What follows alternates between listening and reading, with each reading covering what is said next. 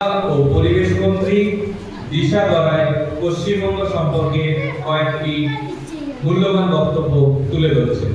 সুপ্রভাত। উপস্থিত সকলকে আমার আন্তরিক শুভেচ্ছা জানাই।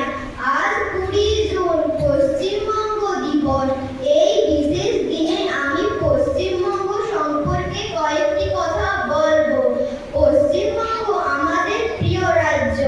এর রাজধানী কলকাতা।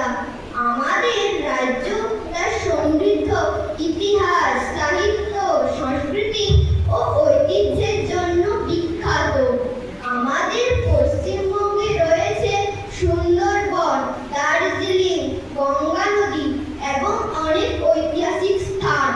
এই বাংলার মাটিতেই অনেক মহান মানুষ জন্মগ্রহণ করেছেন।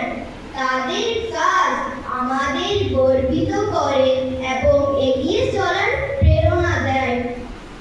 আমরা আমাদের রাজ্যকে ভালোবাসবো, তার সমৃদ্ধকে সম্মান করব এবং ভালো কাজের মাধ্যমে পশ্চিমবঙ্গের নাম উজ্জ্বল করার চেষ্টা করব। ধন্যবাদ।